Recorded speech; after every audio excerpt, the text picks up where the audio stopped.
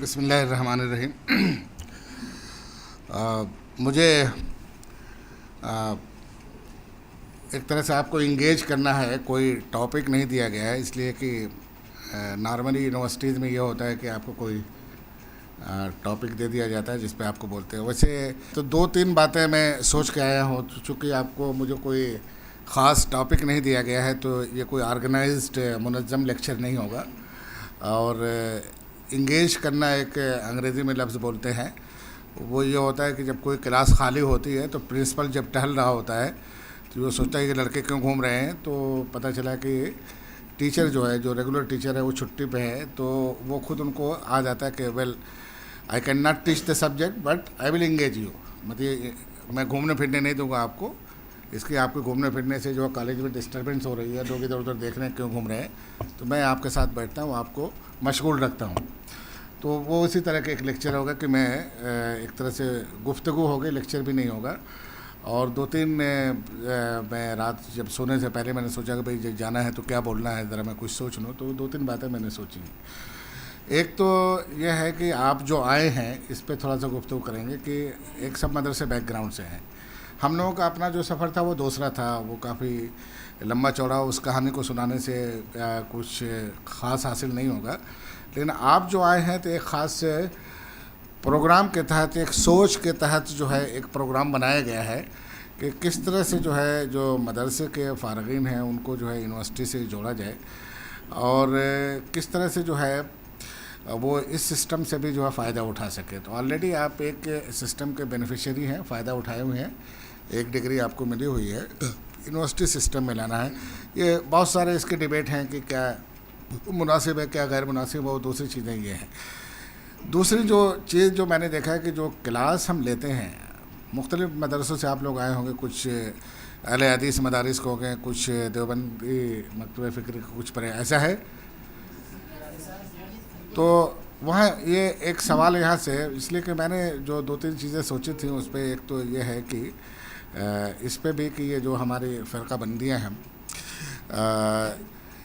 इसके नतीजे में जो हमारे मदारिस बन गए हैं, और ये सानहा ऐसा होना नहीं चाहिए कि वहाँ एक ही ख़ास मकतब फ़िक्र की चीज़ पढ़ाई जाती है। और दूसरी बदकिस्मती ये है कि जो दूसरे मकतब फ़िक्र हैं उनके बारे में आप अपने आप को साबित करें तो ये तो अच्छा है, कोई बात नहीं, होना चाहिए। इतना तो गलत या सही मैं जो भी हूँ, मुझे उस पर यकीन तो होना चाहिए कि मैं जो हूँ वो हूँ, तो उसकी ये रीज़न, ये दलील है उसकी। ये नहीं होना चाहिए कि बगैर किसी दलील के हमने अपने आबा अजदाद को इस पे पाया है, क्योंकि वो तो कुरान मजीद उसको रद्द करता है कि जो जिस पे महज इस वजह से आपने चला कि जिस पे आबा अजदाद को पाया है, इस वजह से ये सही है। लेकिन जो फ़िरके की बुनियाद पे हमारे जो मदारिस बने, वहाँ पे ये हो गया कि जो दूसरे हैं उनका इब्ताल करना, उन्हें बातिल साबित करना, ये गलत है। आप अपनी बात रखिए, जो दूसरे की बात है उसको भी रखिए, और फिर जान को छोड़ दिया जाए कि जिससे वो कन्विंस होता है उसको कर ले। टीचर का काम होना चाहिए कि पढ़ा देना चाहिए। यूनिवर्सिटी जो है इसी वजह से, यूनिवर्सिटी और मदरसे में यही फ़र्क है। तो यहाँ पे एक अजीब व गरीब चीज़ है, वहाँ आपको कहा कि आपका अपना एक किला था अपने मसलक का, यहाँ इस क्लास में जो है एक सारे मसलक यहाँ हमने रख दिए। वहाँ कुछ इस तरह से आपका जहन बनाया जा रहा था, आपकी जहन साजी हो रही थी कि दूसरे लोगों से या तो मिलना जुलना नहीं है, और अगर मिलना जुलना भी है तो कुछ भाई ग्लोव वगैरह पहन के बॉक्सिंग होगी, कुछ इसी तरह का जहन बनाया जाता है। ये जो मेरे एतबार से जो है बदकिस्मती है। तो उस चीज़ को जो है ख़त्म करके यहाँ पे जो है आपको एक ही हाल के, एक ही छत के अंदर जो है ला के बैठा दिया गया है। अब मुझे ये बताइए कि क्या किसी स्टेज पे आपको ये लगा कि ये जो मुझसे मुख्तलिफ़ मसल के फ़िक्र का है, उसके बदन से कुछ बदबू आती है, वो बोलता है तो उसके मुंह से फितरी तौर पर कुफ्र निकलता है, शिर्क निकलता है, ऐसा कुछ किसी को भी एक्सपीरियंस हुआ? नॉर्मली नहीं होता। इसलिए कि जो हम क्लास लेते हैं यूनिवर्सिटी में, वहाँ भी जो है चूँकि अब जो इस्लामिक स्टडीज़ में हो ना, मैं पढ़ाता हूँ, तो वहाँ भी अब इस्लामिक स्टडीज़ भी जो चल रहा है मदरसे के बच्चों से ही चल रहा है, और उसमें भी बरेलवी मकतब फ़िक्र भी हैं, अहले हदीस भी हैं। और शुरू में आते हैं तो मैंने देखा कि थोड़ा बहुत हिजाब और ये सब रहता है, लेकिन धीरे धीरे आपस में जो है मिलना जुलना, गुफ्तगू, दोस्ती, वो सारी चीज़ें आ जाती हैं। इस मिलने जुलने का जो नतीजा निकलता है वो ये है कि वो जो शिद्दत लेके आए थे वो धीरे धीरे जो है ख़त्म होती जाती। ऐसे भी निकले कि यूनिवर्सिटी भी उनका नहीं बिगाड़ पाई कुछ। हमारे कुछ ऐसे भी मसलक वाले थे जो हमारे सामने जो तकिया करके रहे, एक तरह से शीरों वाला तकिया, और मतलब ये कि उनको मालूम था कि मेरा ख्यालात क्या है, मैं इस तरह के लेक्चर देता रहता हूँ, तो जिसका नतीजा ये होता था कि वो मेरे सामने तो ऐसे रहते थे। बाद में जाके या तो वो ज़हनी तौर पर बिल्कुल ही नहीं बदले, या ये भी हो सकता है कि माशी ज़रूरतों के तहत उनको अपनी इस तरह की तकरीरें करनी है, तो वहाँ एक ख़ास किस्म की गैदरिंग है, वो अगर कुछ ख़ास अल्फाज और कुछ जुमले और कुछ ख़ास अंदाज की बातें अगर नहीं करें तो जो ऑडियंस होती है वो क्लैपिंग नहीं करती है, वो नजराने नहीं देती है। तो नजराना एक नाम सुना है, नजराना मईशत का नाम सुना है। तो वो एक नजराना मईशत जो है ना वो उसकी मजबूरियाँ होती है करने के लिए। लेकिन एक चीज़ ये देखें कि 95% लड़के जो है, बल्कि उससे भी ज़्यादा लड़के जो है, उन्होंने ये महसूस किया है कि अगर एक छत के नीचे बैठने से वो जो कुछ हमें पढ़ाया गया था, जो कुछ सिखाया गया था, वो अपनी जगह पे है। अगर उससे वो हटते भी नहीं हैं तो भी ये महसूस करते हैं कि दूसरे को हमें बर्दाश्त करना चाहिए। कबूल अगर न करें तो कम से कम बर्दाश्त करना चाहिए। दोनों में फ़र्क है ना। एक कबूल करने का मतलब ये है कि वो तो बहुत बड़ी बात हो गई।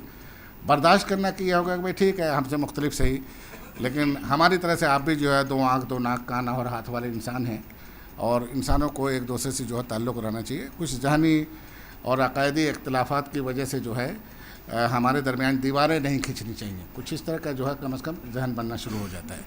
तो ये जहन भी ये यहाँ पे जो है आपको ये मौका मिलता है। एक तो मौका मिलता है कि गेटवे टू द यूनिवर्सिटी, ये ब्रिज कोर्स जो है आपको जो है यूनिवर्सिटी में दाखिल होने का एक दरवाज़ा फराहम कर रहा है, एक खिड़की खोल रहा है जिससे आप उधर जा सकते हैं ये करने के लिए। दूसरा जो एक फ़ायदा ये होता है कि एक दूसरे से मिलने और जुड़ने से जो है ये, और जो मेरे जो है समाजी तौर पर जो है ये बात बड़ी अहम होती है। एक छोटा सा वाक़या अलीगढ़ के बारे में बयान करते हैं। अल्लामा शिबली का नाम सुना होगा आप लोगों ने, पढ़ भी लीजिएगा, ठीक ठाक राइटर थे। तो जब वो अल फ़ारूक लिख रहे थे तो सर सैयद के और अल्लामा शिबली के मतलब ये तो नहीं कहना, मैं तो ये कहूँगा कि शागिर्द और उस्ताद का रिश्ता था। बाद लोग कहते थे मुआसरत थी, वो गलत है। मुआसरत क्या हो सकती है, दोनों की उम्र में 40-45 साल का फ़र्क था। सर सैयद जब रिटायर्ड हो चुके थे तो शिबली अपना करियर शुरू कर रहे थे, तो कोई सिंसी नहीं होता है। 1857 में गालिबन सर सैयद की उम्र 40-45 साल थी और वो 1857 में पैदा हो रहे थे, तो वो मुआसरत कहाँ से आ जाएगी। बहरहाल वो 2 वाक़े मैं उनके सुनाऊंगा, और मैं कुछ इस तरह से एनेक्डोटल जिसे बोलते हैं लेक्चर भी होगा कि वाक़यात सुना के अपनी बात करना। तो कोई मौलाना हुसैन थे, मुझे पूरा नाम नहीं आता, लेकिन काफ़ी बड़े शिया आलिम थे, मशहूर थे और साहिब जायदाद भी थे, अलीगढ़ की बड़ी मदद भी किया करते थे।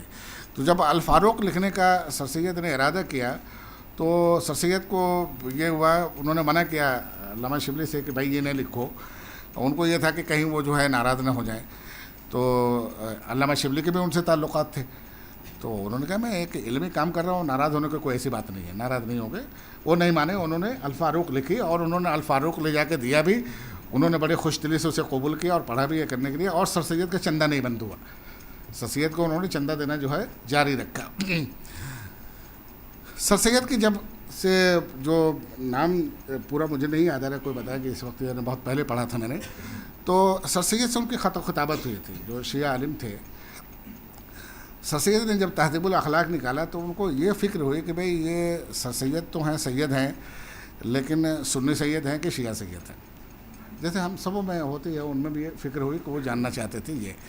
तो उन्होंने कुछ खतूत लिखे सर सैयद को, और बहुत सारी बातों से उन्होंने पता लगाने के लिए। सर सैयद एक छटे हुए खिलाड़ी जिसे कहते हैं ना, वो किसी के फंडे उड़ने आने वाले नहीं थे।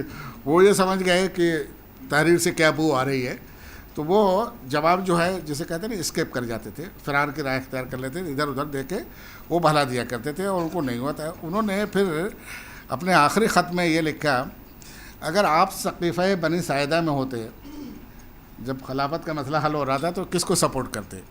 तो आप लोग बताइए कि सर सैयद ने क्या जवाब दिया होगा।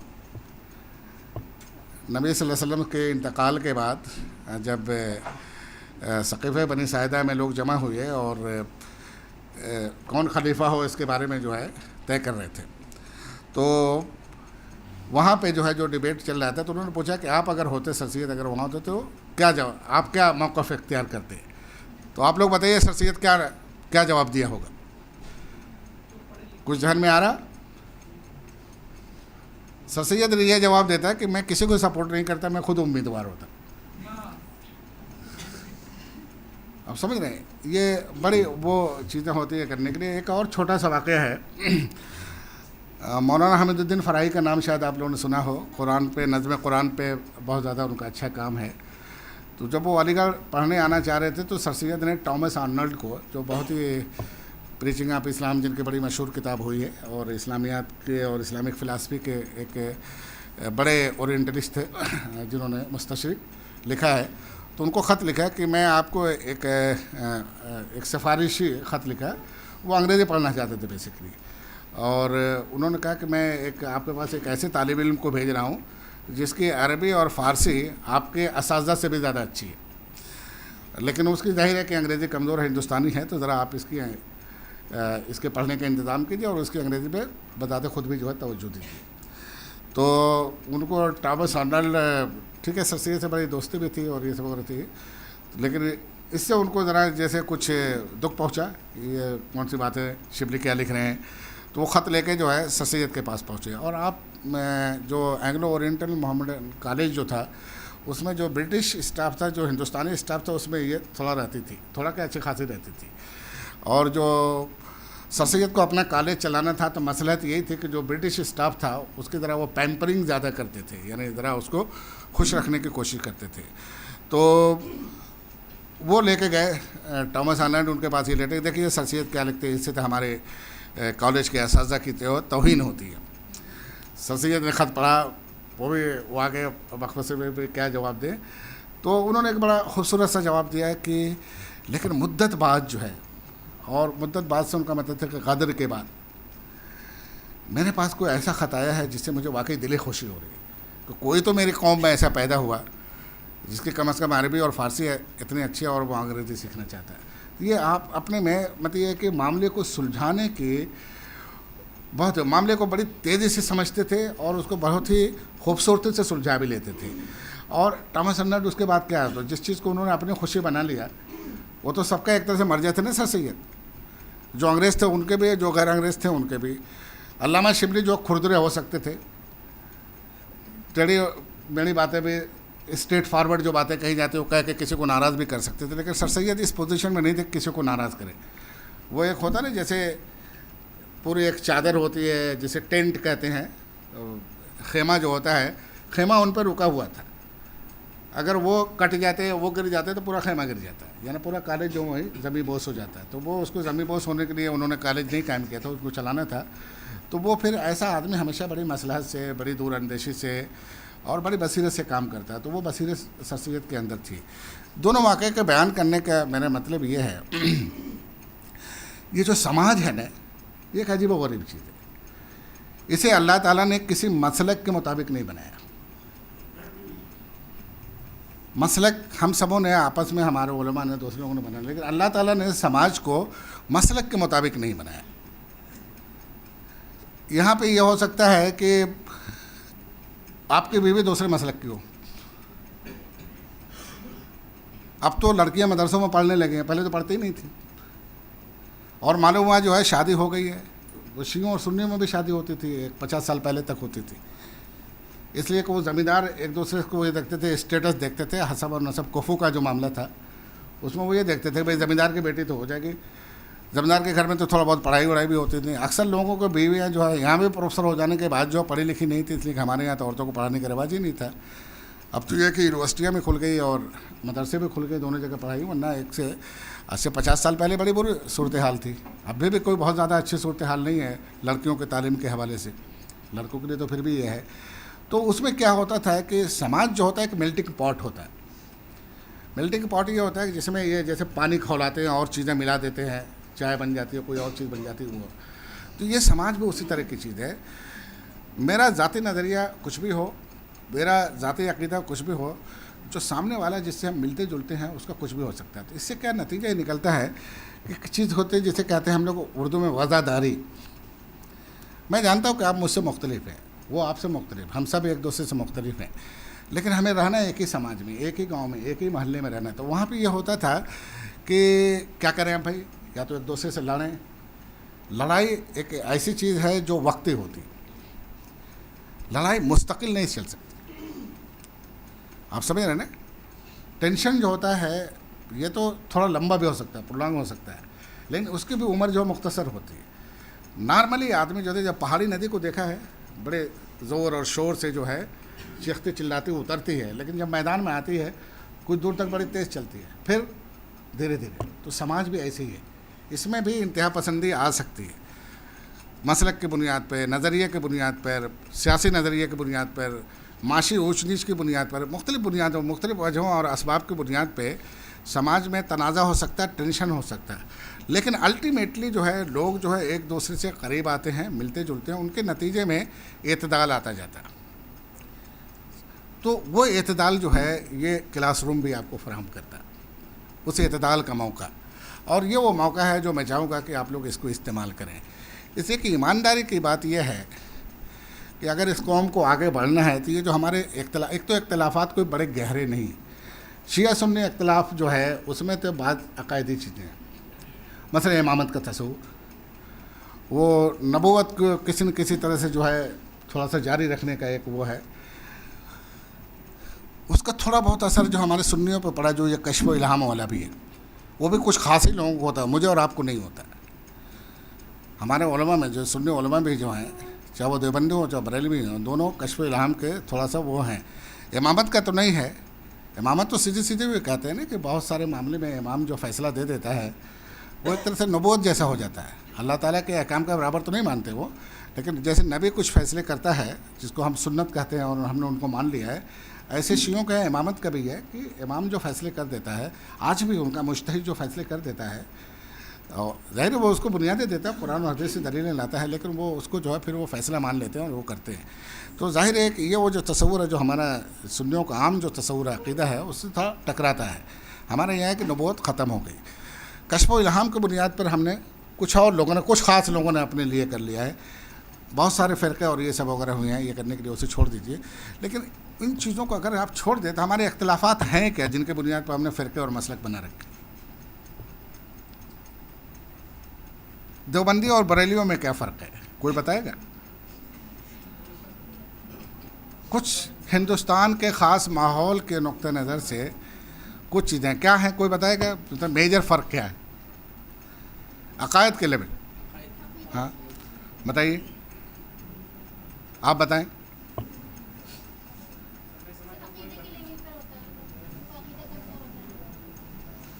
इससे मुझे सिर्फ ये पता चला कि आप जो उनका अक़ीदा किन का, बरेलियों का या देवबंदियों का?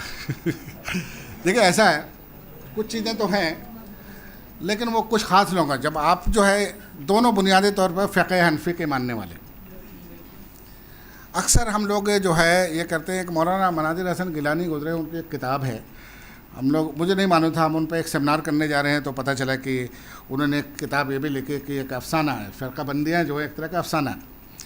वो किताब मैंने ले तो लिया, अभी पढ़ा नहीं है ये करने के लिए, इधर उधर जस्ता जस्ता देखा, लेकिन उससे पहले से ये चीज़ें मैं क्लासरूम में पढ़ाने की वजह से मुझे ये चीज़ें थी है कि दोनों बुनियादी तौर पर फ़िक़्ह हनफ़ी के मानने वाले हैं। हिंदुस्तान के ख़ास पस मंज़र में बाज़ दो चार उलमा के बीच में इख्तलाफ़ात हुए, हिंदुस्तान के ख़ास पस मंज़र में कुछ समाजी चीज़ें जो है मजहबी दर्जा अख्तियार करती गई, समाजी चीज़ें, आप मैंने कहा ना रहते रहते कुछ चीज़ें डेवलप करते हैं, हर चीज़ जो है कुरान और हदीस की रोशनी में नहीं करते हैं। कुछ चीज़ें मिसाल के तौर पर आदाब, अस्सलाम वालेकुम, ये अस्सलाम वालेकुम सुन्नत तो नहीं है यूँ करना, ये ख़ास हिंदुस्तान का एक पस मंज़र है। अरबों के यहाँ, तुर्कों के यहाँ, शुमाली अफ्रीका में जहाँ इस्लाम हमसे भी शायद पहले पहुँचा, वहाँ ये सब नहीं है। खड़े हो के बड़ा कोई आ गया तो खड़े हो जाना, ये आदाब में से शामिल है, ये मज़हब नहीं है। चुनांचे यही हुआ कि मतलब है कि अब एक सामने कहा कि जब मिलाद होता है तो उसमें नबी सल्लल्लाहु अलैहि वसल्लम तशरीफ़ लाते हैं, और ये बड़ी बेअदबी की बात है कि हम दरूद पढ़ें, और ये कहाँ तय है कि नबी सल्लल्लाहु अलैहि वसल्लम उसी वक्त आते हैं जब दरूद पढ़ा जाता है? कैसे किसको मानूं कि कब आए कब गए, अगर आते भी मान लिया जाए। तो ये करने के लिए तो मैं मुखालिफ नहीं हूँ किसी बरेलवी का और ये सौर करने, लेकिन मैं ये कह रहा हूँ कि ये वो चीज़ें हैं जो अशख़ास के ज़ाती, जिसे ये कह लीजिए तरजीहात कह लीजिए, तरगीबात कह लीजिए, वो हैं, इन्हें आप कुरान और हदीस से कहीं से साबित नहीं कर सकते। आप समझ रहे हैं ना। लेकिन होता क्या है कि हमने बाद लोगों को, बुजुर्ग परस्ती हमारे यहाँ बहुत हिंदुस्तान में आई, और ये सब 19वीं सदी में हुआ, उससे पहले नहीं मिलता उल्टा ये करने के लिए। तो इसके नतीजे में ये हुआ कि छोटी छोटी चीज़ें को जाए, और कुछ तीसरा एक शख्स जो था बरतानिया जिसे कहते हैं, वो किसी भी यकीन नहीं करता था, ख़ासतौर से 1857 के बाद। चाचा वो सब पे नज़र रखता था और लड़ाता भी था एक दूसरे को। मैंने ये सिर्फ जो पॉलिटिकल लीडर्स थे, कांग्रेस और मुस्लिम लीग को ही नहीं लड़ा है, हमारे मजहबी रहनुमाओं को भी लड़ा, मठों को भी लड़ा है, हिंदुओं में भी जब उनकी हैं उनकी तारीख पढ़ी है तो उनको भी लड़ा है ये करने। तो उन सब चीज़ों के नतीजे में कुछ ये इख्तलाफात पैदा हुए, और फिर उन्होंने जो है ये यहाँ पे हमारे साथ हमारे बाद उलमा से ज़्यादती हुई कि जो उनके अपने कुछ ज़ाती इज्तिहादात जो भी कह लीजिए, उसको एक अकायदी दर्जा दे दिए, या उनके मानने वालों ने हमारा मसलक ये है।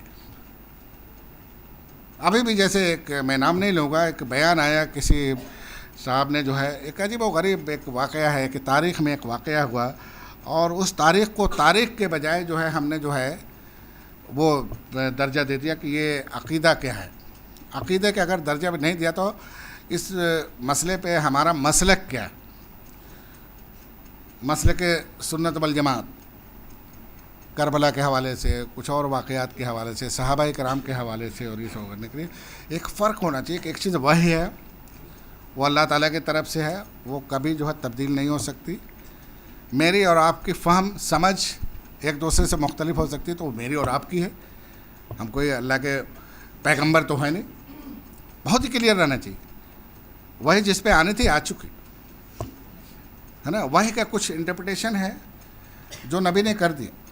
बहुत सारी चीज़ें उसके बाद हमारे हालात और उसके एतबार से तफसीरें, फ़हम, इफ़ाम, तफ़हीम, ये सब बदलती रहेंगी, समझ रहे हैं ना। शुरू में बहुत सारी चीज़ों के मतलब लोगों को बताने की ज़रूरत भी नहीं पड़ी। साहबे कराम को भी जो है कुरान मजीद के बाद अज्जा को समझने की ज़रूरत पड़ी थी, ये मालूम है आपको।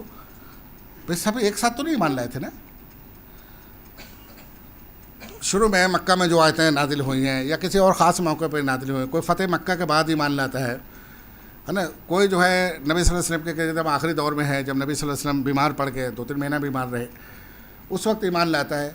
अब वो पढ़ना चाहता है तो बाकायदा इंतज़ाम था पढ़ने होने के लिए। तो और सब लोग क्या होते हैं कि सब सारे सहाबा, ऐसा नहीं है कि सब सहाबा इल्म थे, उलमा थे ये करने के लिए। तो यही वजह है कि बाद लोगों के पास जाते थे, सबके पास नहीं जाते थे, या पूछ भी लेते थे ये करने के लिए। तो ये सारी चीज़ें समझना चाहिए। तो इनके नतीजे में ये होते हैं, जब ये चीज़ें वहाँ समझते हैं तो बहुत ही क्लियर हो जाता है कि जो चीज़ वही है वो अल्लाह ताला का कलाम है, वो आगे उसमें कोई तब्दीली वगैरह नहीं हो सकती। इसी तरह नबी सल्लल्लाहु अलैहि वसल्लम के अक़वाल जो हैं उनकी भी हदीसों में दर्जा बंदी है पूरी, कहाँ हुक्म है, कहाँ हुक्म नहीं है, ज़ाती राय है, या ज़माने का जो रिवाज है जिसको नबी सल्लल्लाहु अलैहि वसल्लम ने देखा और उसे जारी रखा, न उससे मना किया न उसका हुक्म दिया। इनके मुख्तलिफ दर्जे हैं। जो हदीस के उलमा हैं उन्होंने इसकी पूरी दर्जा बंदी की है। हमारे किसी भी मदरसे में हदीस उस तरह से नहीं पढ़ाई जाती जितनी गहराई में जाकर उसे पढ़ना चाहिए, समझ रहे ना, ये करने के लिए। तो खैर वो एक अलग इशू है ये करने के लिए। तो मैं ये फ़िरके वाले पे इस पर बात थोड़ा सा मैं करूँगा, आप लोग सवालात कीजिए कि ख़त्म करके दूसरी तरफ मैं चीज़ आऊँगा कि ये इतनी बड़ी चीज़ नहीं है जिसको हमने जितना बड़ा बना दिया है। और उसकी गालिबन एक वजह यही है कि हमने अपने अपने किले बना लिए हैं, और उस किले में जो है हम किसी और को आने जाने नहीं देते। जैसे मशकेदा होता है ना, उसको कस दीजिए तो अंदर की चीज़ अंदर, बाहर की चीज़ बाहर, वो खुलनी चाहिए। कोई भी आए कोई भी जाए, आने दीजिए करने के लिए। मैं ये क्यों समझता हूँ कि मैं चूँकि प्रोफेसर हूँ इसलिए मुझे ये हक पहुँचता है कि मैं जो कहूँ वही आप माने। किसने ये कह दिया कि आप जो मुझसे जो है आधी उम्र का बल्कि 1/3 हैं, सब 18-20 साल के होंगे, मैं 58-59 साल का हो गया, तो 1/3 उम्र मेरे। तो किसने ये कह दिया कि आपका दिमाग जो है उतना शार्प नहीं है जितना मेरा है?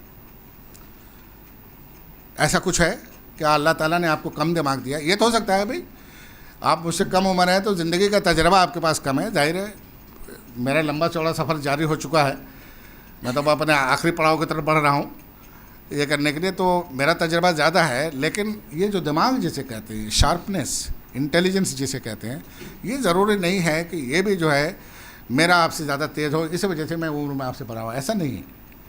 तो हमेशा जो है ये रहना चाहिए कि मतलब ये कि खुला जहन होना चाहिए, और उसके साथ साथ एक्सेप्टेंस, कम अज़ कम कि अगर कोई मुझसे एक अलग राय रख रहा है तो उसको वो राय रखने का हक़ है, और दोनों के अंदर ये चीज़ होनी चाहिए कि ज़िद नहीं होनी चाहिए कि मैं ही सही हूँ। भाई फिर मैं जहाँ आई कि मैं नहीं तो कुछ और नहीं, तो मज़हब क्या है, सियासत हो, फ़लसफ़ा हो, इकोनॉमिक्स हो, कोई भी आइडियाज़ हो, है ना, कोई भी फील्ड ऑफ एक्टिविटी हो, कहीं भी जो है आप दो न साथ मिलकर रह सकते हैं, न बैठ सकते हैं, न समाज चल सकता है। समाज चलता ही है इसी वजह से अल्लाह ताला ने हर जहन को मुख्तलिफ बनाया एक दूसरे से, तो वो तो सोचेंगे। चिड़ियाँ जो बनाई हैं, क्या अल्लाह ताला ने ये बनाया है कि वो सब एक ही रुख में चलेंगी? ऐसा नहीं हो सकता ना। कोई इधर उड़ के जाएगा, कोई उधर उड़ जाएगा। फ़िज़ा लंबी चौड़ी है, जिसका जहाँ चीज़ जाए वो जाए, उस पर कोई पाबंदी है या कोई पाबंदी लगा सकता है? क्या आप हवाओं पे पाबंदी लगाएंगे? वो इस तरफ चलें या उस तरफ चलें, उनकी मर्ज़ी है भाई, उनका अपना सिस्टम है, उसके मुताबिक चलेंगी। तो क्या हम उसकी कोशिश करते हैं कि चिड़ियाँ एक ही रुख में उड़ें, या हमारे ही साथ उठे बैठे, दूसरे के साथ अगर बैठी है तो हमारी मजलिस में नहीं आ सकती? हवाएं जो है उसी तरह चलेंगी जैसे हम चाहेंगे, दरिया उसी तरह बहेगा, जब हम कहेंगे बहो तो बहेगा, हम कहें रुक जाओ तो रुक जाएगा। ऐसा होता है? नहीं होता। ऐसे ही आपका समाज भी। तो इख्तलाफात फितरी हैं, इसलिए कि अल्लाह ताला ने हर दिमाग को जो अलग अलग बनाया है, लेकिन इख्तलाफात पे ज़िद करना कि जो मेरी सोच है वही सही सोच है, उसी पे सबको चलना चाहिए, या जो लोग मेरी सोच से इत्तेफाक करते हैं वही मेरी कंपनी में, मेरी सोहबत में रह सकते हैं, ये गलत है। इस चीज़ को जो है ख़त्म होना चाहिए। और फिर नतीजा ये होता है कि इख्तलाफात के बावजूद हमें एक दूसरे के साथ रहने का सलीका आता। डेमोक्रेसी जिसे कहते हैं वेस्ट में बड़ी मुश्किल से आएगी। ऐसा नहीं है कि सिर्फ मुसलमानों में जो इख्तलाफात पाए जाते हैं। आप क्रिश्चियनिटी की तारीख़ देखिए, वहाँ से कहीं ज़्यादा खूंखार है। सिर्फ पूरी 1400 साल की 1400 साल की तारीख़ में पहली बार ऐसा हुआ है जो इराक़ में, शाम में हुआ है, जहाँ मुसलमानों ने इतनी बेदर्दी से एक दूसरे को ज़बह किया, वरना हमारी लंबी चौड़ी तारीख़ में ऐसा वाक़या कभी नहीं हुआ। जो सहाबे कराम के दरमियान आपस में लड़ाइयाँ हुई, वो तो एक अजीब व गरीब लड़ाइयाँ हैं, लड़ने से पहले भी, लड़ने के बाद भी। एक मसला है जिस पे इख्तलाफ हो गया, और बदकिस्मती है हमारी तारीख़ की कि उसको वो हल नहीं किया। बहुत सारे मसलों को उन्होंने हल कर लिए, लेकिन ये कुछ दो चार मसले ऐसे जिनको हल नहीं कर पाए। उसमें कुछ मुनाफिकीन की भी साजिशें हैं, वो दूसरी चीज़ें ये करने के लिए। लेकिन लड़ाइयाँ अगर हुई तो वहाँ भी जो इंसानियत का जो एक मेयार था वो कायम रहा। ये पहली बार मैं कहता हूँ, मैंने पूरी अपनी तारीख़ पढ़ी है, पहली बार ये हुआ। एक और आता है, वो जो यूरोपियंस ने बहुत ज़्यादा उसको हाईलाइट किया है कि जो एक मिथ ऑफ असैसिन्स हम लोग बोलते हैं कि कुछ लोग ख़ास लोगों को भेजता था, वो हमारा मुखालिफ है, जाओ मारा हो। तो उसमें भी जिसे वो कहते हैं कि वो दरिंदगी नहीं थी जो इस वक्त हमें देखने में आई, ये है। और उसमें भी अभी शुबह रिसर्च होनी बाकी है।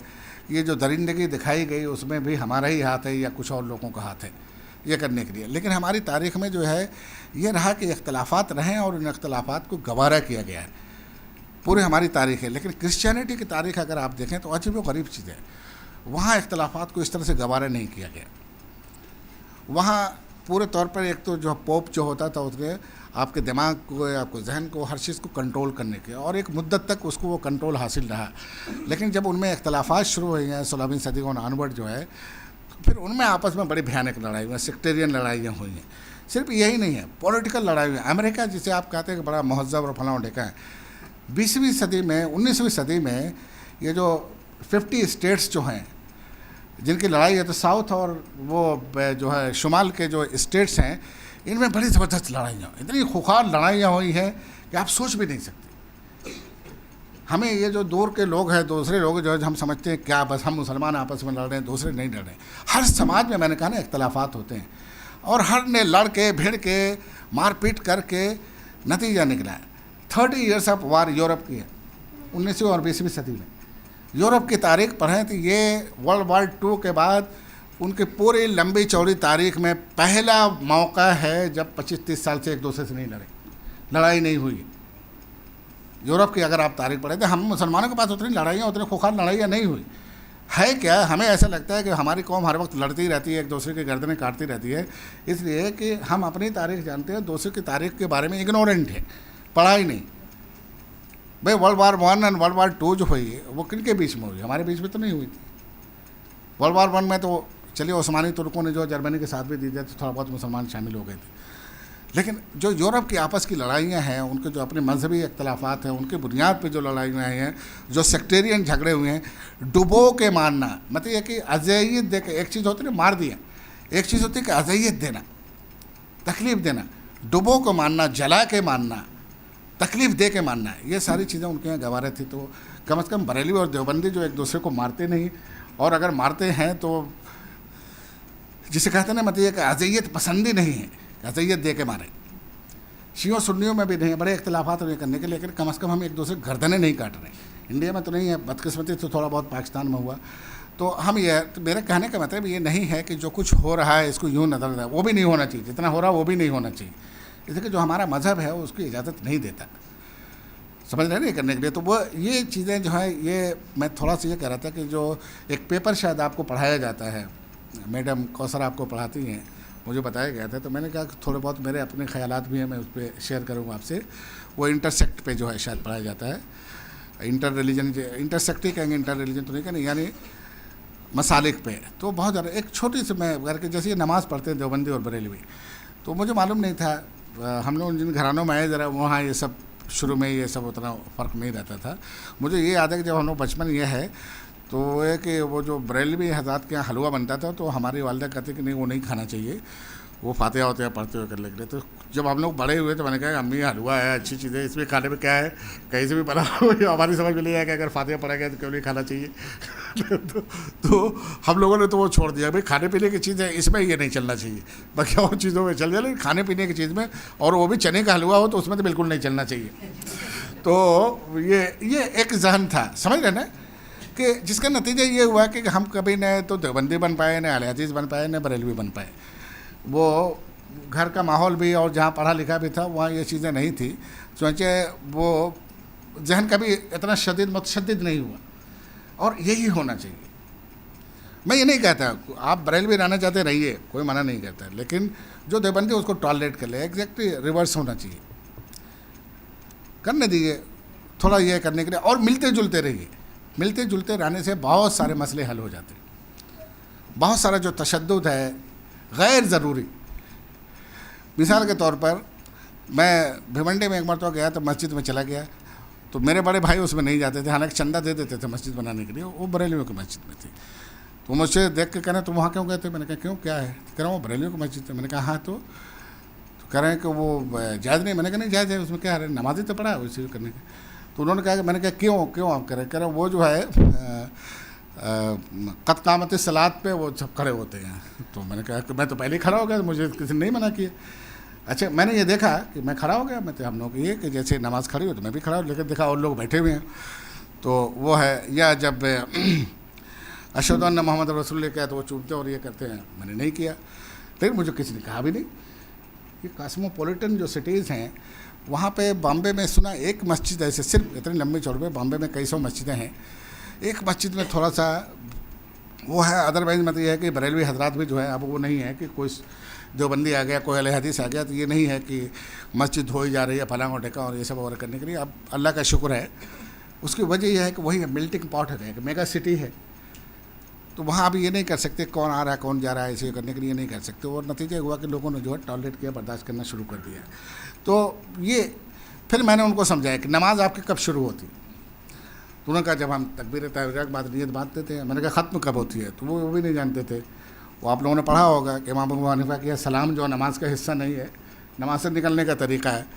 मैंने कहा इन दोनों के बीच में जो है, जो असल नमाज है, देवबंदी और बरेली में अहले हदीस किसी के इख्तलाफ नहीं, अहले हदीस थोड़ा सा वो रफ़े यदैन करते, और कोई नहीं है, सब वही कुरान की आयतें पढ़ते हैं। तो जो कोर है नमाज का, उसमें तो कोई इख्तलाफ नहीं है। ये तो नमाज से जो बाहर की चीज़ें हैं, कि क़द क़ामत सलात पे खड़े हों जमात के लिए, बाद है बरेलियों के दरमियान भी इख्तलाफात हो गए, तो इसलिए इख्तलाफ हो गए कि फितरी इख्तलाफ तो होगा।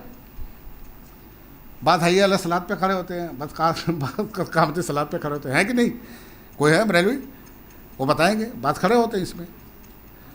तो ये इख्तलाफ इसलिए हुआ कि इख्तलाफ तो फितरी है, ये गैर फितरी चीज़ नहीं है, इसलिए हुआ वो।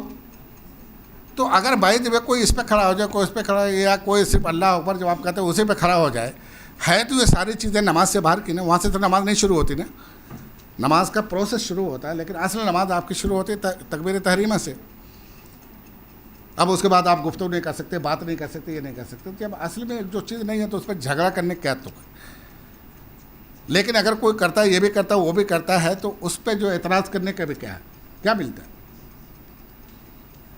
चीज़ों को अगर बढ़ाएं, आउट ऑफ प्रपोर्शन ब्लो करें, तो बड़ी हो जाती है।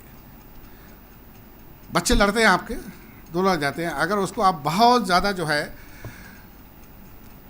कुछ लोग होते हैं कि छोटी सी लड़ाई हो गई तो उसको अगर बहुत ज़्यादा बड़ा करके मैग्नीफाई करके देखें, मैग्नीफाइंग गिलास थे तो आपको बड़ा नज़र आएगा। उसे छोटा करके देखें, नज़रअंदाज कर दें, थोड़ी देर बाद वो वही जो दोनों बच्चे आपके लड़ रहे होते थे, या मोहल्ले के दो बच्चे लड़ रहे थे, वो दोनों एक साथ खेल भी रहे होते। हमारे ये इख्तलाफात भी ऐसे ही होने चाहिए।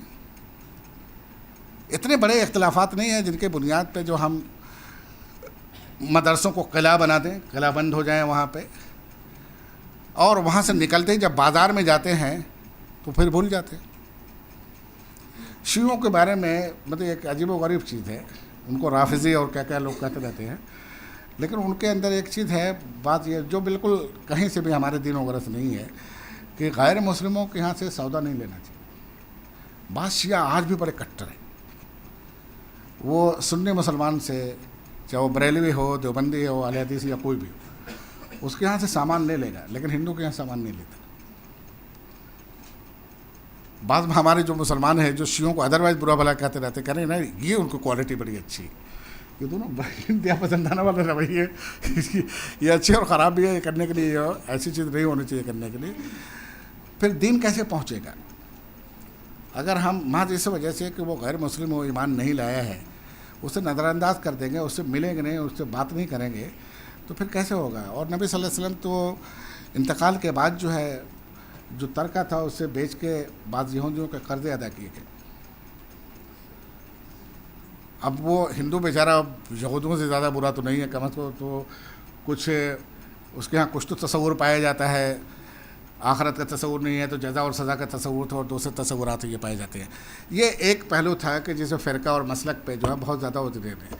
एक दूसरा पहलू जो है मैं जिस पे गुफ्तगू करना चाहता हूँ, इसमें आप लोग सवालात कीजिएगा। क्या टाइम क्या हो गया भाई? मैं 15-20 मिनट और बोलना चाहता हूँ।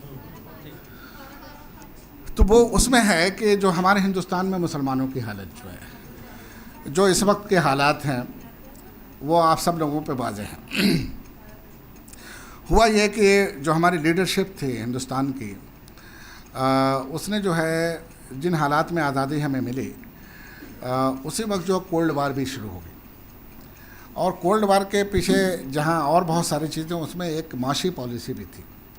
एक ब्लॉक था जो मगरब का ब्लॉक था, वो सरमायादाराना निज़ाम को बढ़ा रहा था। दूसरा एक ब्लॉक पैदा हो गया था जिसे इश्तराकियत का निज़ाम कहते हैं, जो रूस का ब्लॉक था, वो ये है।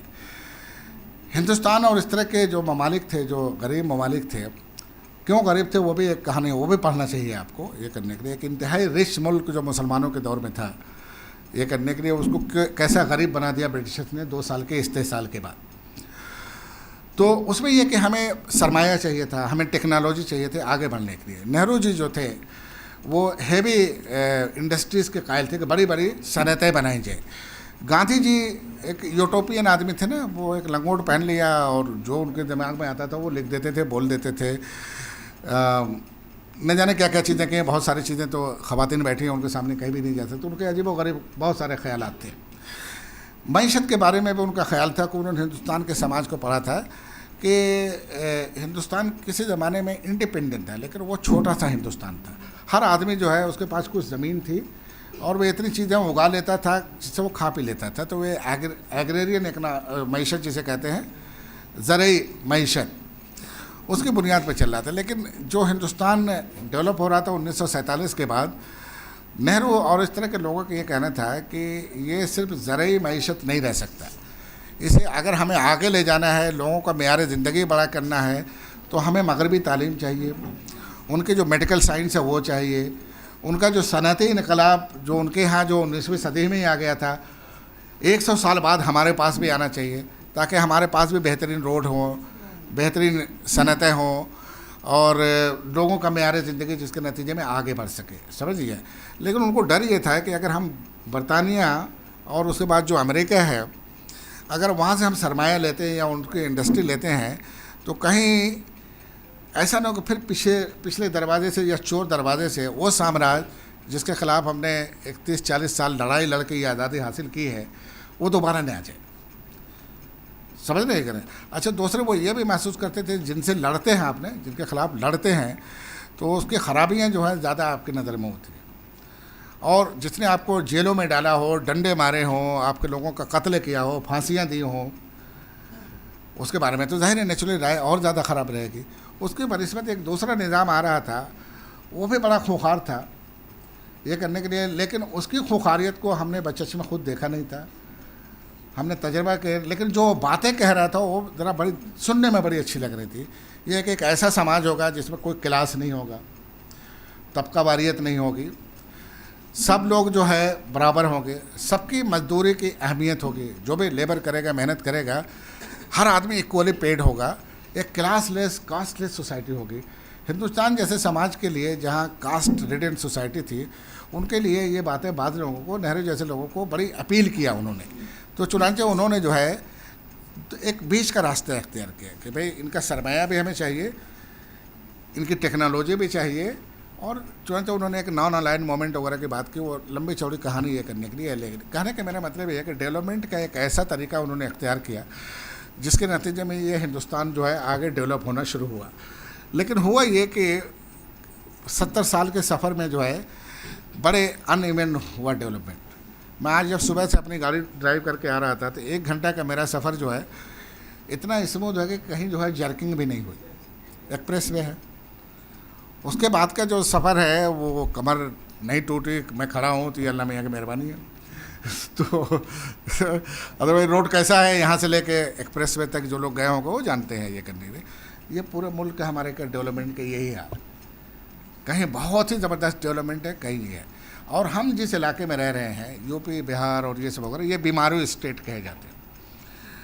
पॉलिटिकली हम बड़े एक्टिव हैं, बहुत ही वसीफेरस जिसे कहते हैं, शोर शराबा बहुत करते हैं, लेकिन काम कम करते हैं। और एक जो हमारे लीडर थे, ये इनका बाइगॉटेड किस्म के जो होते हैं ना, वेरी बाइगॉटेड लीडरशिप थी। ये एक जैसे हिंदी है, मैं कहीं और कह दूँ अलीगढ़ में तो कह सकता हूँ, दूसरी जगह कहूँगा तो जूता लेकर मुझे दौड़ाएंगे, मारेंगे, ये है। लेकिन हमारे पिछड़ने की वजह हिंदी है, हिंदी। हमने डेवलपमेंट का कोई काम नहीं किया, हमने कहा यहाँ हिंदी होनी चाहिए, यहाँ मस्जिद और मंदिर होना चाहिए, फलां और ढेका होना चाहिए। होना नहीं भाई, दुनिया जहाँ के मस्जिद थे, मंदिर थे। हमने जो है इलेक्शन जीतने, हुकूमत बनाने के लिए जो है अननेसेसरी, इसलिए कि हम लोगों को मसले हल नहीं कर सकते थे, तो वी स्टार्टेड सेलिंग ड्रीम्स। समझ रहे हैं ना, एक रियलिस्ट लीडर जो होता है वो कभी ख्वाब नहीं बेचता। इसलिए कि अच्छा लीडर जो होता है वो इसलिए होता है कि उसे डिलीवर करना है।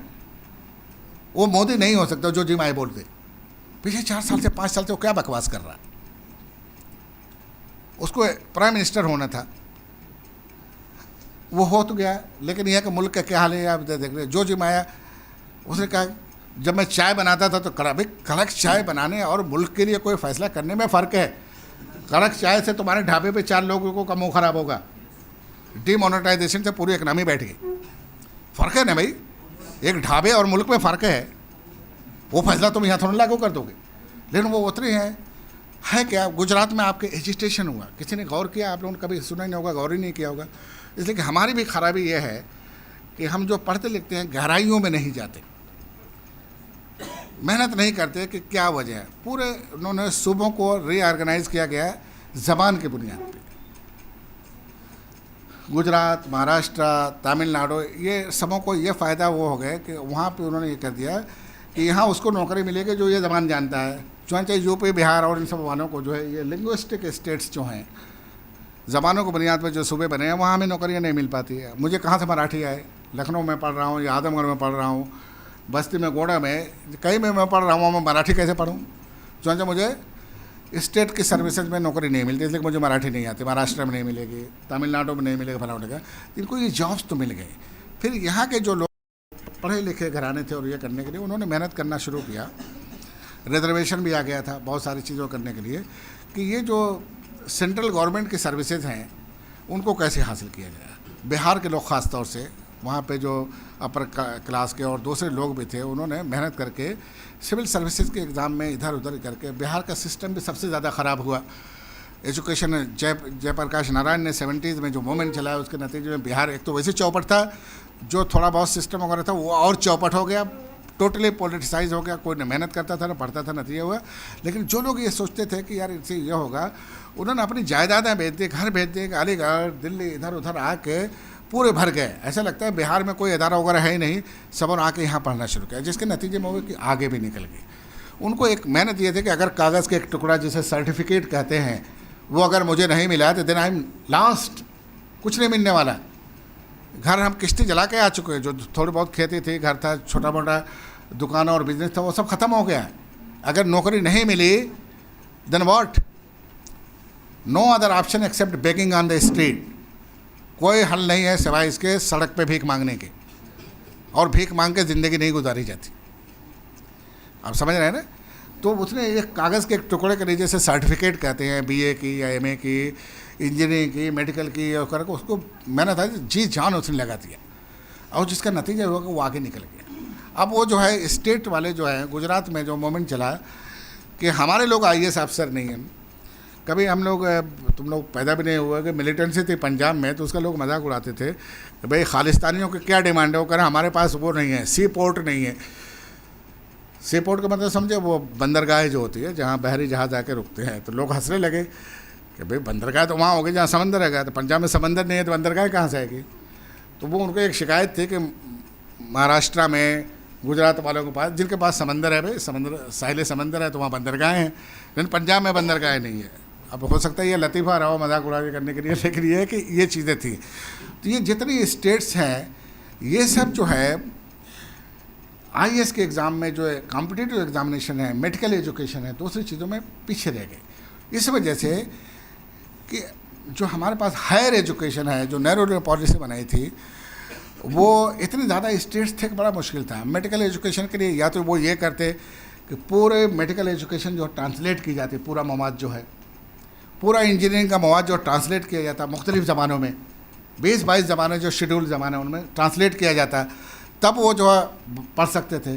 लेकिन अंग्रेज़ी की तालीम जो मेडिकल की, इंजीनियरिंग के, बाद में सॉफ्टवेयर इंजीनियरिंग की, सारी एजुकेशन जो है हमारे यहाँ अंग्रेज़ी में दी गई, जिसका नतीजा ये है कि जो अंग्रेज़ी पढ़ रहा था वो तो आगे निकल गया। जैसे हैदराबाद, बंगलौर, यहाँ पे इंग्लिश एजुकेशन की बड़ी स्ट्रॉन्ग ट्रेडिशन थी। चुनाचे जब सॉफ्टवेयर इंजीनियरिंग आई, मेडिकल वगैरह में भी पहले से आगे थे एजुकेशन में, मेडिकल कॉलेज दूसरी जगहों पे भी खड़े हो गए थे, तो उन लोगों ने उसका ज़्यादा फ़ायदा उठाया जिन्होंने अंग्रेज़ी की तालीम हासिल की और मेहनत की।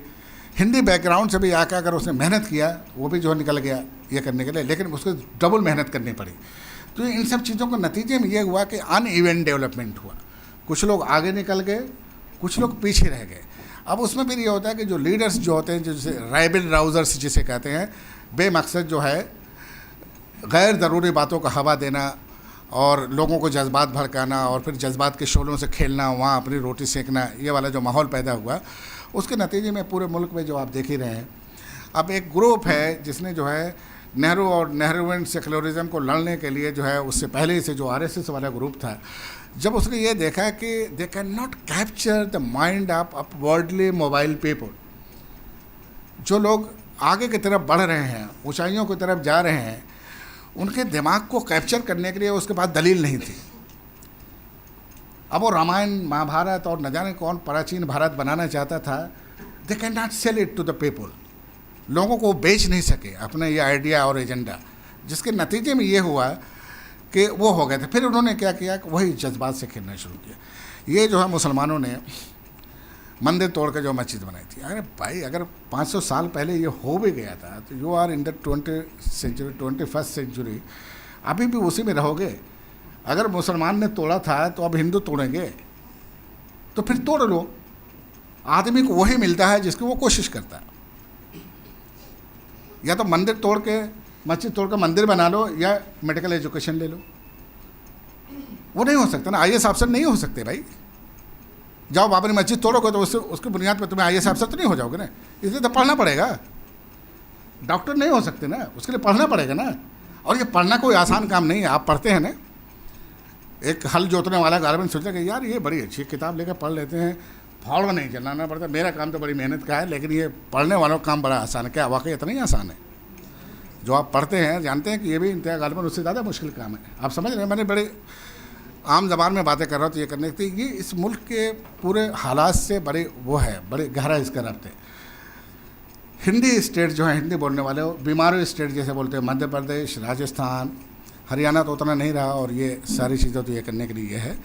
इसके नतीजे में ये हुआ कि ये इलाके जो पीछे होते चले गए, इसलिए कि हमारी तरजीहात जो थी, जो जिस अंदाज में नेहरू ने या जो भी लीडरशिप थी आज़ादी के बाद की, जिस अंदाज से उसने मुल्क को डेवलप करना चाहा, हम उसके मुताबिक चलने के बजाय हम इनके लोगों के 80-85 जो मेंबर ऑफ पार्लियामेंट थे उनके बुनियाद पे हम मिनिस्टर्स और प्राइम मिनिस्टर तो होते रहे, लेकिन यहाँ के लोगों को जहन को डेवलप नहीं किया। और जो अपोजिशन था उसने भी जो है वही काम किया कि उसने जब देखा कि हम इनका मुकाबला नहीं, इनका कैरिज्मा बहुत बड़ा है, तो फिर उसने भी जो है नॉन इश्यूज़ को इश्यूज़ बनाए, जिसके नतीजे में हम सब जो है बैकवर्ड होते चले गए। एक यहाँ पे मुसलमानों की जो है सिचुएशन तो थोड़ा सा रख रहे कि मुसलमान कहाँ गए, क्या बात है बताइए। आप कहीं जाना है आप लोग? इतना इंटरेस्टिंग लेक्चर हो रहा है, आप यार बस एक 5 मिनट और मैं थोड़ा सा मुसलमानों के हालात के बारे में बता दूं। और इन्ना लिल्लाहि व इन्ना इलैहि राजिऊन 147 में बटा, उसके बाद पढ़ा मुसलमानों का सफ़र थोड़ा अलग रहा। एक तो ये रहा कि मैंने मुल्क का सफ़र बता दिया कि कुछ लोग सूबाई उस पर ज़बान की बुनियाद पर चले, सिर्फ उसमें वही लोग तरक्की, मतलब उन लोगों को तो मिल गए कि जो उसी सूबे के थे, छोटे मोटे जो उस सूबे की जॉब्स थी वो मिल गई, लेकिन जब मेडिकल एजुकेशन और इंजीनियरिंग और उसके बात आई तो उसमें सिर्फ वही आगे बढ़ पाए जो अंग्रेज़ी जानते थे। आज भी कहीं इंजीनियरिंग की एजुकेशन हिंदी में नहीं दी जा रही है, मराठी में नहीं दी जा रही है, तेलुगु और तमिल में नहीं दी जा रही है, मलयालम में नहीं दी जा रही है, वो इंग्लिश में दे रहे हैं, केरला में भी। तो नतीजा यही है कि जिसको अंग्रेज़ी आती है वही जो है ये इस तरह की हाईली पेड जॉब उसको मिल रही।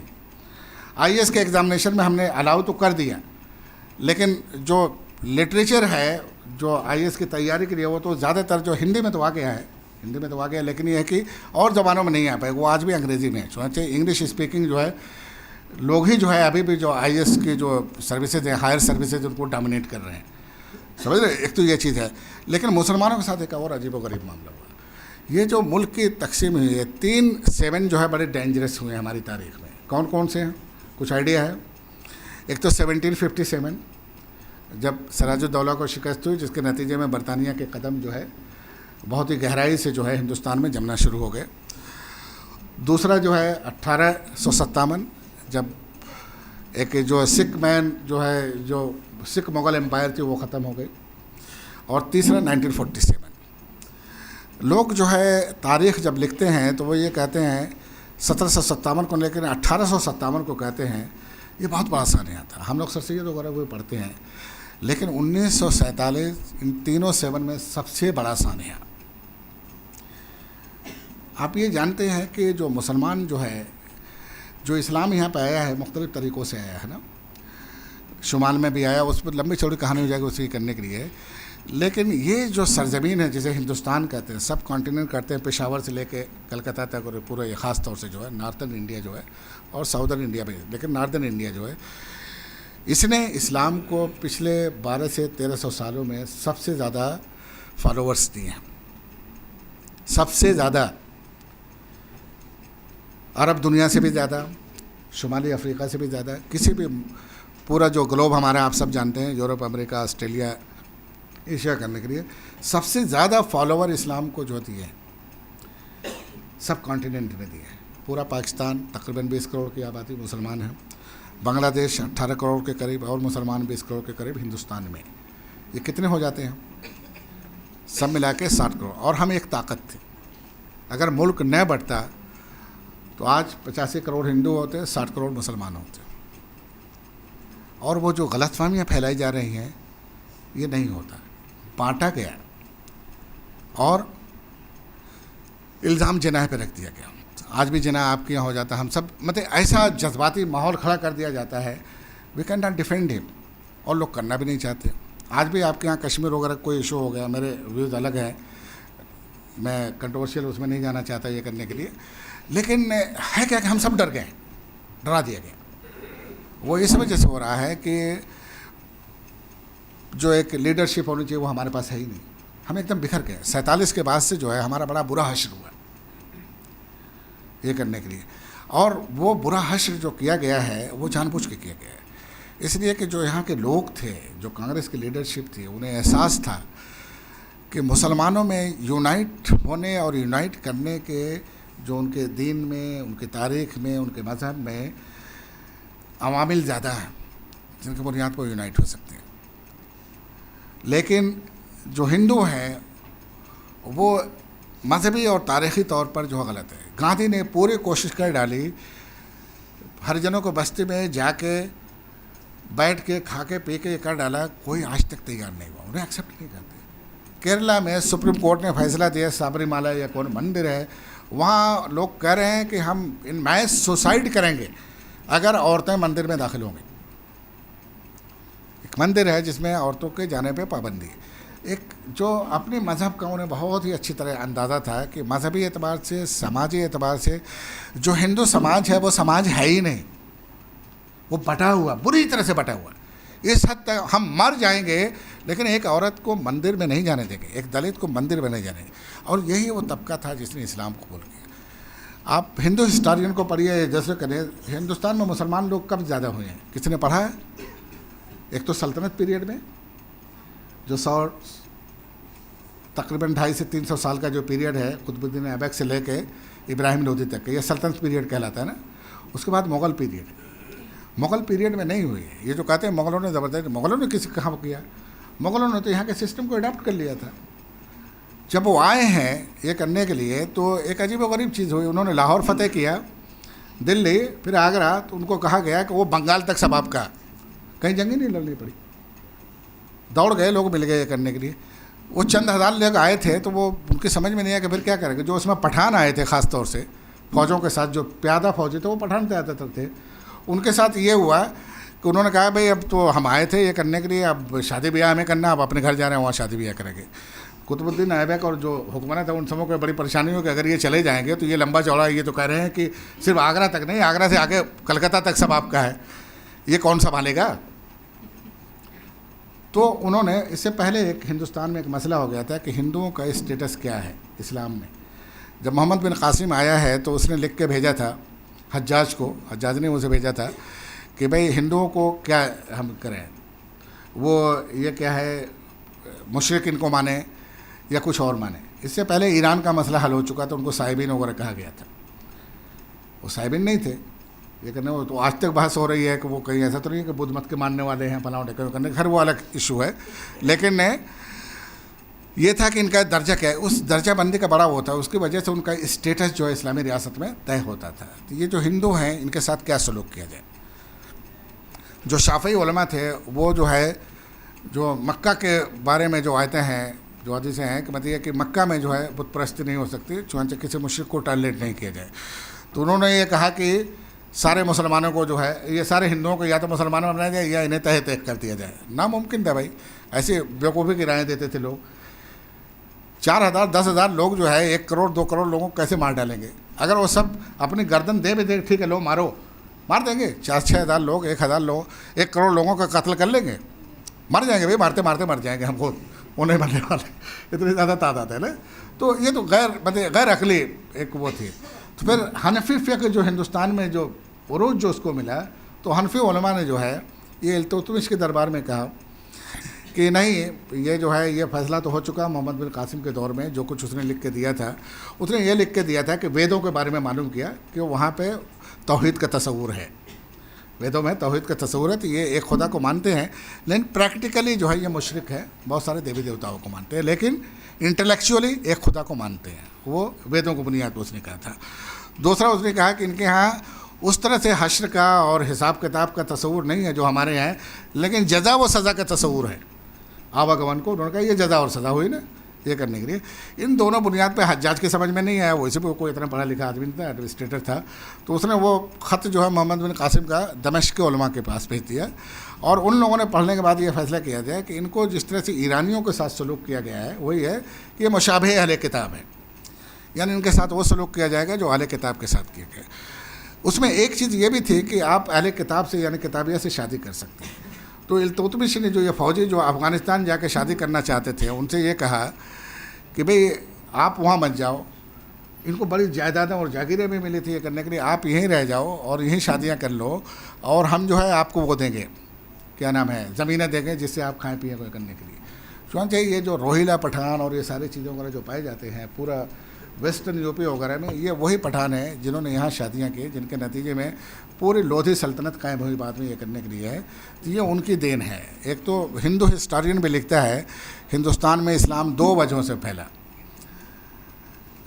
एक तो कन्वर्जन वो कहते हैं कि बाई फोर्स जिसको कहते हैं, हालांकि बाई फोर्स वगैरह नहीं हुआ था, और दूसरे शादियों से, ये भी वो लिखते हैं, मुसलमान भी लिखते हैं और हिंदू भी लिखते हैं, हिस्टोरियन तारीख नवीस जो है लिखते हैं कि शादियों की वजह से बहुत ज़्यादा फैला है। उन्होंने हिंदू औरतों से शादियाँ की, बाद में आरएसएस वाले प्रोपेगेंडा करते हैं कि चार्चर करते हैं, क्या ऐसा मुमकिन है?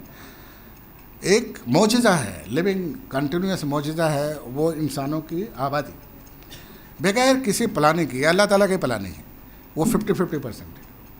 मैं और आप प्लान नहीं करते। अब तो टेक्नोलॉजी आ भी गई है, उसका गलत ही फ़ायदा उठाया जा रहा है कि औरतों को बेटियां होती हैं उनको मार दिया जाता है, फिटेस में मार देते हैं करने के लिए, हिंदुस्तान में और कहीं नहीं है करने के लिए। लेकिन ये एक अल्लाह ताला के कुदरत का मौजज़ा है। जब से ये दुनिया पैदा हुई है खुद ब खुद जो है ये रेशियो जो है बना हुआ है। आप देख रहे हैं किसी के 9 बेटियाँ 1 भी बेटा नहीं है, किसी के 9 बेटे 1 बेटी भी नहीं, या ये है। लेकिन एक अजीब व गरीब कुदरत का निज़ाम है कि ये खुद ब खुद जो ये है, अगर मुसलमान जो 1/5 हैं मान लीजिए, अगर वो 4 शादियाँ करेंगे तो बकिया दुनिया के पास तो कोई औरत बचेगी नहीं शादी करने के लिए। अगर सारे मुसलमान 4 शादी कर लेंगे तो जितने गैर मुस्लिम वो भी हमारी निकाय में होगी, गैर मुस्लिमों को शादी करने का मौका ही नहीं मिलेगा। तो एक झूठ है, इतना बड़ा प्रोपेगेंडा और ये सब वगैरह किया जाते हैं। हम लोग छोटी छोटी ये जिससे कहते हैं ना प्रैक्टिकल विजडम नहीं इस्तेमाल करते, नतीजा ये होता है कि ये इस तरह की चीज़ें। तो ये तकसीम के नतीजे में हमारे साथ ये हुआ कि एक माहौल बना दिया गया। नतीजा 2 चीज़ें जो ख़ासतौर से हुई, बहुत मुख्तसर का बड़ी लंबी गुफ्तगू हो गई, कि एक तो यह है कि हमारी मईशत जो है, जैसे हम दिल्ली से बाहर निकले, ये ऑफिशियल रिकॉर्ड है कि 30,000 लोग दिल्ली में मारे गए, सिर्फ दिल्ली शहर में। कलकत्ता में जो मारे गए, गांधी जी ने भूख हड़ताल की, वहाँ और ज़्यादा मारे गए थे, कोई रिकॉर्ड नहीं है। लेकिन उसके नतीजे में ये हुआ कि जो ज़मींदार थे, ये फरीदाबाद से लेकर लाहौर तक जो ज़मीनें थी वो मुसलमानों के पास थी। ज़मींदार ज़्यादातर मुसलमान थे, कुछ सरदार थे जो करने के लिए, और पहला हमला इन पे किया गया, समझ रहे हैं, कहने कि ये भगा दिए जाए करने के। जो ट्रांसपोर्ट सिस्टम था प्राइवेट था, वो भी वेस्टर्न यूपी का पूरा जो मुसलमानों के पास था। जो भी थोड़ी बहुत इकनॉमी जो यहाँ डेवलप की थी उसमें मुसलमानों का मेजर शेयर था।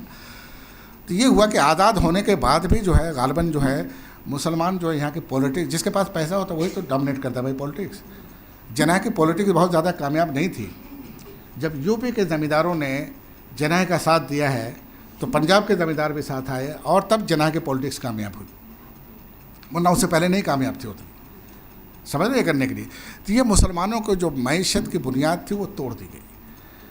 जो थोड़ा बहुत एक मिडिल क्लास अलीगढ़ के नतीजे में, एक यूनिवर्सिटी बनने के नतीजे में पैदा हुआ था, वो भी ख़त्म हो गए। जो लोग यहाँ रह गए, यहाँ से भागे।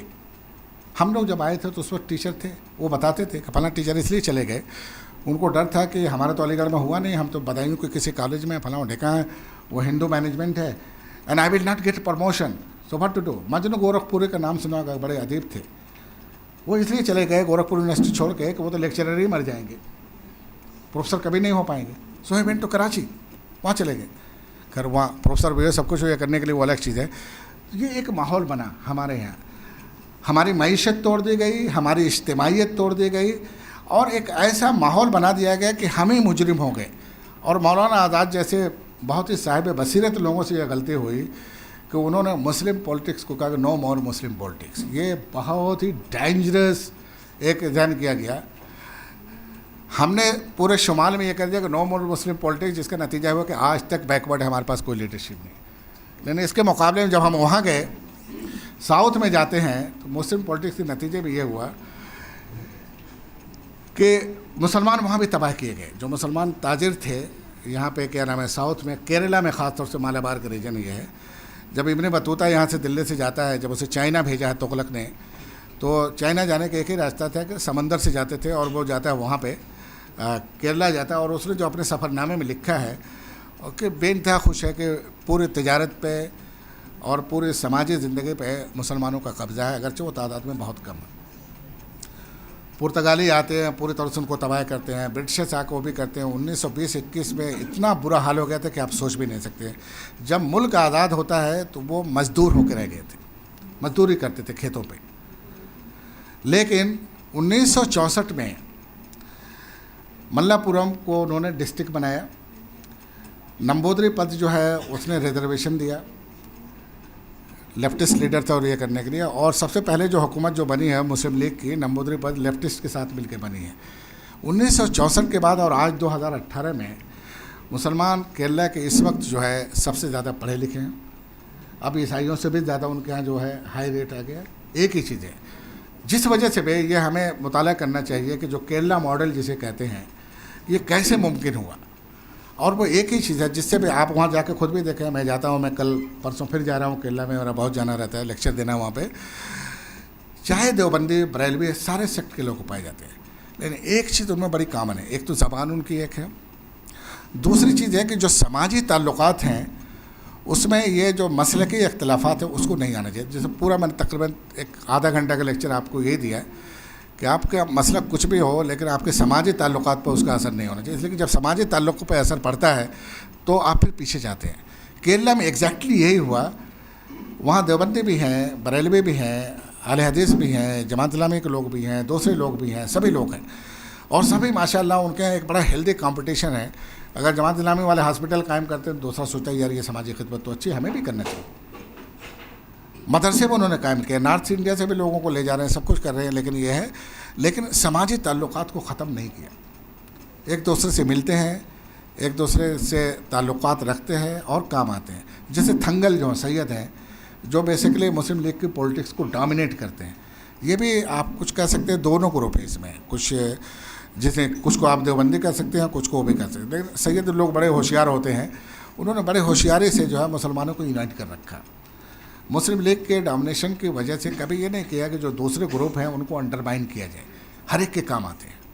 जिसका नतीजा ये निकला है कि इस वक्त एजुकेशन में और दूसरी चीज़ों में गल्फ़ के पैसे ने भी बड़ी मदद की, इसमें शक नहीं है, लेकिन हर चीज़ में वो आगे निकले। कहते ये हमें मुताला करना चाहिए कि 1964 में जो सफ़र उन्होंने शुरू किया वो 2018 तक आते आते कैसे जो है एक कामयाबी में बदल गया। क्या वो उसे जो है रेप्लिकेट किया जा सकता है, उसे दोहराया जा सकता है मुल्क के दूसरों हिस्सों में।